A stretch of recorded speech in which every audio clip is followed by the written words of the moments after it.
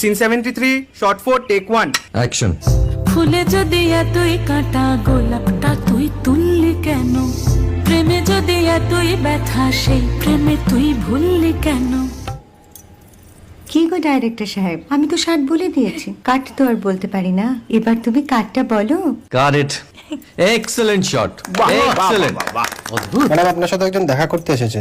নমস্কার। নমস্কার। বসুন।